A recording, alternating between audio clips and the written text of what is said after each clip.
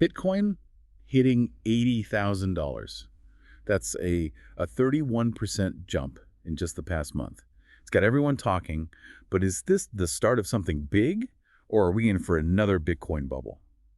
That's what we're deep diving into today. We've got research analysis and expert opinions, all to help you understand the factors driving this surge. And what risks you might want to watch out for. Exactly. We want to give you the knowledge you need to make your own informed decisions about Bitcoin. Especially in a time like this when it's making headlines left and right. All right, so let's break down what's fueling this incredible price run. One major factor is the influx of institutional investors. And we're not just talking about small players. No giants like BlackRock. Have started integrating Bitcoin into their alternative investment strategies. And Fidelity is offering Bitcoin exposure in some of their retirement accounts. This isn't just about them adding Bitcoin to their portfolio. It sends a huge signal to the market. When Right. these big players start treating Bitcoin like a legitimate asset, It legitimizes it for everyone else. smaller institutions, even individual investors, start taking it more seriously. And then you have the wave of filings for Bitcoin ETFs, Exchange-traded funds. which would make it even easier for people to invest in Bitcoin without directly holding the cryptocurrency itself, So it's like buying shares of a company that tracks the price of Bitcoin. which could be less intimidating for some investors. That ease of access could definitely be driving up demand. But there's another major force at play here: global inflation worries. Absolutely. With inflation still on everyone's minds, Bitcoin's appeal as a potential digital gold is becoming more and more attractive. Remember, there will only ever be 21 million Bitcoins. That limited supply is built into its code. So the thinking is, as traditional currencies potentially lose value, Bitcoin with its fixed supply might hold up better. So it's like a hedge against traditional currency devaluation. Right. But this limited supply is about to get even tighter, right? Because of the Bitcoin halving event coming up in 2024. Exactly. Every 4 years, the rate at which new Bitcoins are created is cut in half. And historically, these halving events have been followed by some pretty significant price increases. It's basic supply and demand, When the rate of new supply is cut, but demand continues. the price naturally goes up. Right. So less Bitcoin to go around, Yeah. more people wanting it. You can see how that would lead to higher prices. But it's not just the numbers driving interest. The current global landscape is also playing a part, right? Definitely. We're seeing a lot of geopolitical instability, and economic uncertainty makes people look for places to protect their assets.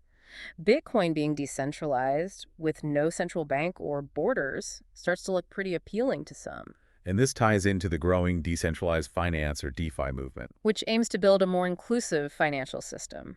Bitcoin is a key player in that ecosystem. It's not just about the price. There's a whole ideology behind it. It's like a perfect storm brewing for Bitcoin. You've got institutional adoption, inflation fears, the halving event, and global uncertainty all converging. But we'd be remiss if we didn't mention the other side of the coin. There are plenty of experts warning that this could all be a giant bubble about to burst. Right. And they raise some valid points. This price increase has been incredibly rapid, and a lot of it is driven by speculation and leverage. That can create a very volatile environment. Some people are worried that a regulatory crackdown, a sudden economic shift, or just a change in sentiment could trigger a major correction. It's possible. So it's like everyone's piling into a party hoping to be the last one standing when the music stops. What happens when the music does stop? That's the million-dollar question, right? Yeah. Especially since Bitcoin doesn't have the same backing as traditional assets. It's not tied to a physical commodity like gold or a company generating profits. Its value is largely based on perception and market demand. That's what many skeptics point to. They argue that without a tangible asset or underlying economic activity supporting it, Bitcoin's price is ultimately built on speculation. Which is why understanding both sides of the argument is so important. It's about weighing the potential rewards against the potential risks and making informed decisions based on your individual circumstances and risk tolerance.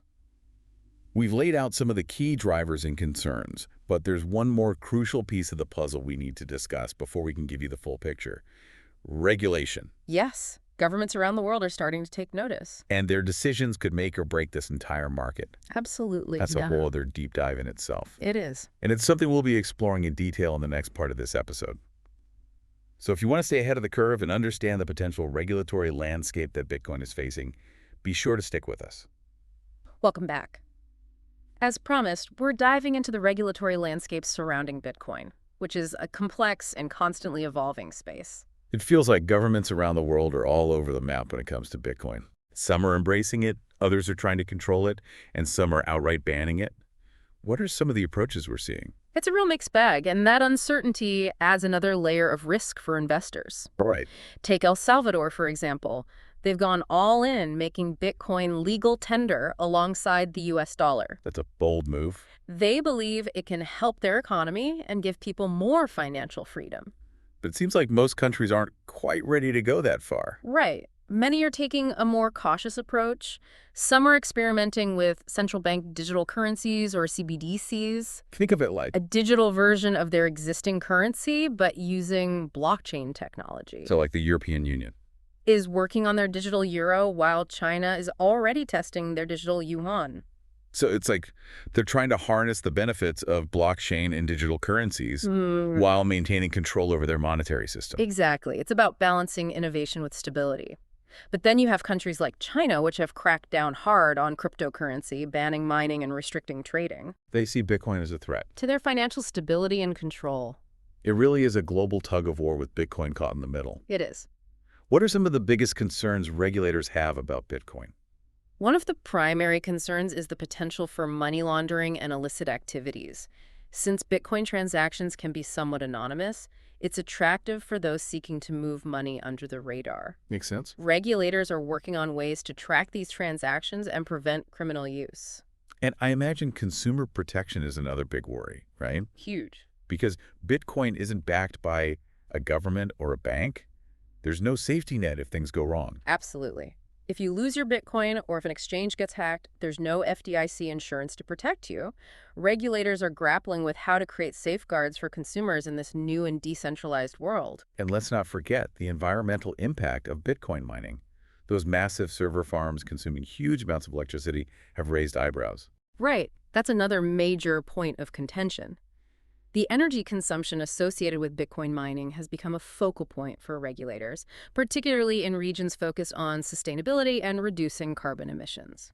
So with all this regulatory uncertainty, what does it mean for the average investor? How can they navigate this constantly shifting landscape? The key is to stay informed. Understand the regulations in your jurisdiction, choose exchanges and platforms that comply with those regulations, and be wary of investments that seem too good to be true or operate in legal gray areas. So much to keep track of. It's a rapidly evolving space, so staying up to date is essential. It sounds like agility and adaptability are crucial. What's legal and accepted today might not be tomorrow. Exactly. Don't let emotions drive your decisions. Do your research, have a clear investment strategy, and be prepared to adjust as the regulatory landscape changes. Now, despite all these regulatory uncertainties, there's a lot of optimism surrounding Bitcoin. Some believe it's more than just a currency. It's a revolutionary technology with the potential to disrupt traditional finance and empower individuals in ways we haven't even imagined yet. That's the idea. It's a powerful idea, this vision of a more transparent, accessible, and efficient financial system. It is. This vision is at the core of the Bitcoin movement. They see a world where financial transactions are free from the control of centralized institutions, giving individuals more control over their own money. More financial freedom. That resonates with a lot of people, especially those disillusioned with the current financial system. But you're right, it's still very much a vision. There are significant technical, regulatory, and societal hurdles to overcome before it becomes reality. For sure.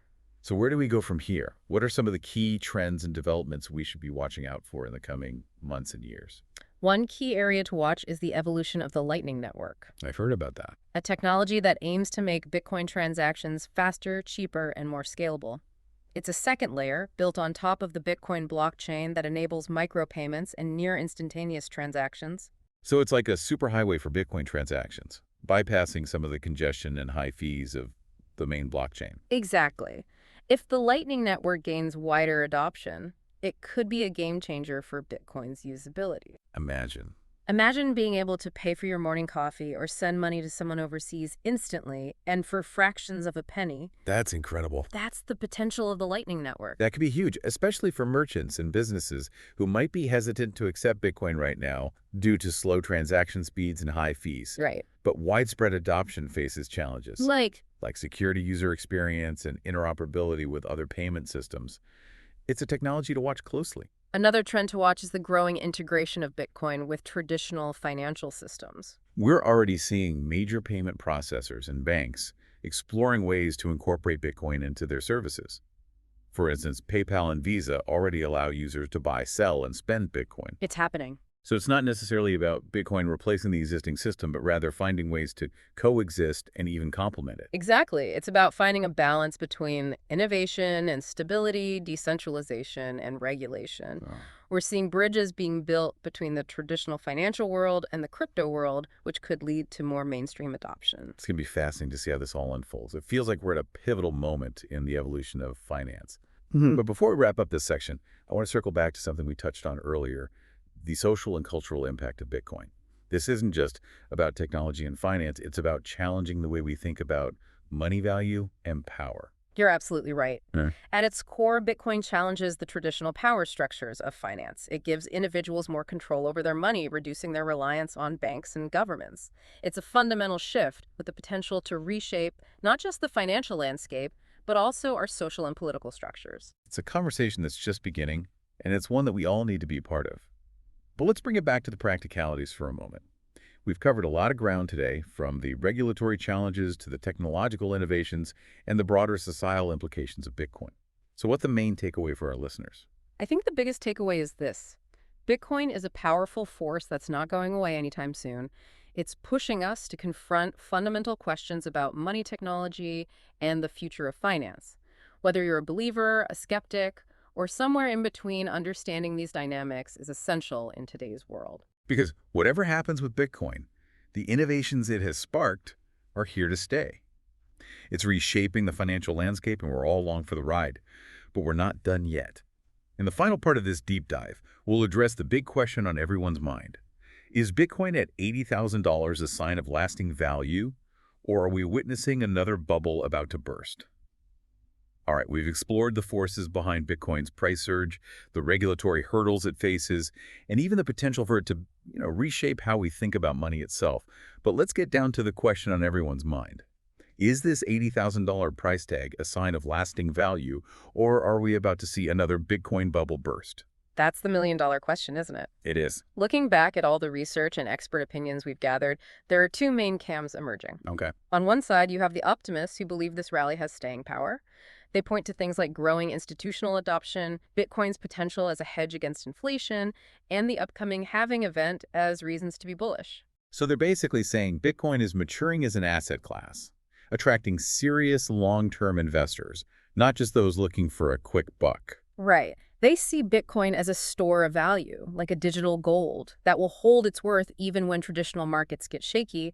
But then you have the skeptics, who are raising some valid concerns. Yeah, and we talked about some of those. They're worried about this rapid price increase being fueled by speculation, the lack of a tangible asset backing Bitcoin's value, and the potential for regulations to, throw a wrench in the whole thing. And we can't forget the psychological factor either.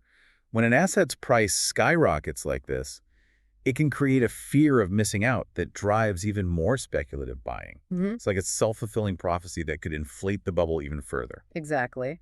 So how do we make sense of all this conflicting information?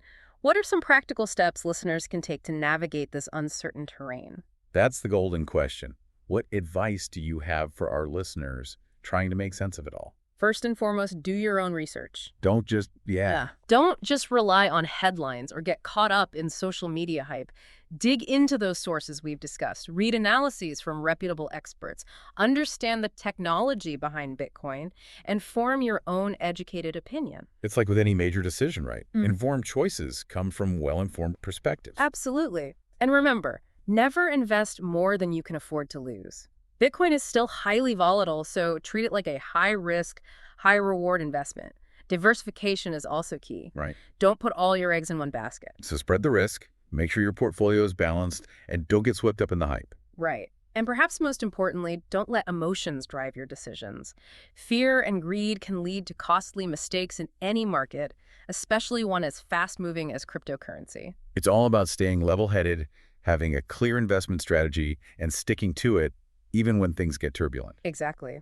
So after this deep dive into Bitcoin at $80,000, we've seen the potential, the risks, and everything in between. But what does it all mean for you, our listener? That's what we really want to leave you with today. Bitcoin is clearly a powerful force that's not going away anytime soon. It's changing the way we think about money, technology, and the future of finance. Whether you become a Bitcoin enthusiast, a cautious observer, or something in between, understanding these dynamics is crucial in today's world. Because no matter what happens with the price of Bitcoin, the innovations it has sparked are here to stay. It's reshaping the financial landscape, and we're all part of this evolution. We are. So as we leave you with this incredible rise of Bitcoin to ponder, we'd love to hear your thoughts. Do you think Bitcoin is on a path to lasting value? Or are we witnessing another bubble about to burst? Share your opinions in the comments below. And if you found this deep dive helpful, please give it a like and subscribe to our channel for more explorations into the topics shaping our world. We'll be back soon with another deep dive, so stay tuned.